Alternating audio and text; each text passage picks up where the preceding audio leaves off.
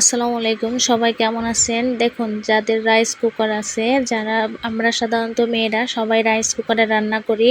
যাদের বাসায় rice cooker আছে তারা এই ভিডিওটি তাদের জন্য। তারা দেখেন, একটা রাইস কুকারের লাইন অন করা অবস্থায় একটা বাচ্চা নিয়ে মহিলাটা রান্না করতেছিল। হঠাৎ করে রাইস কুকারে লাইনে ক্লিক থাকার সমস্যাতে ব্রাস্ট হয়ে একটা রাইস কুকারের কারেন্ট লেগে মারা যায়। কি অবস্থা দেখুন।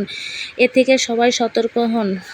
যদি বাঁচতে চান তাহলে সবাই যাদের রাইস কুকার আছে সবার বাসায় লাইন লাগিয়ে রাখবেন না। ভালো থাকার জন্য সতর্ক হন, জীবন বাঁচানোর জন্য সবাই সতর্ক হন। সবার বাড়িতেই রাইস কুকার আছে আমি জানি, কিন্তু এ বিষয়ে সবার জানা উচিত যে রাইস কুকারে সবসময় যদি লাইন দেওয়া থাকে, হঠাৎ করে কারেন্ট লাগা থাকলে হঠাৎ করেই সমস্যা হয়ে যেতে পারে, বিস্ফোরণ হয়ে যেতে পারে। দেখুন, রাইস কুকারটা রান্না করতে গিয়ে কি অবস্থা হয়ে গেছে। দুইটা মানুষের মৃত্যু অবধারিত হয়ে গেছে।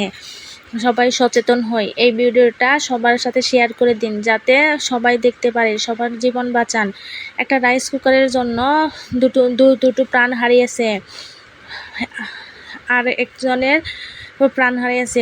পরপর ঘটনাক্রমে 3টি প্রাণ হারিয়েছে। রাইস কুকারে রান্না করা মেয়েদের সবাইকে বলতেছি, সতর্ক হন, জীবন বাঁচবে।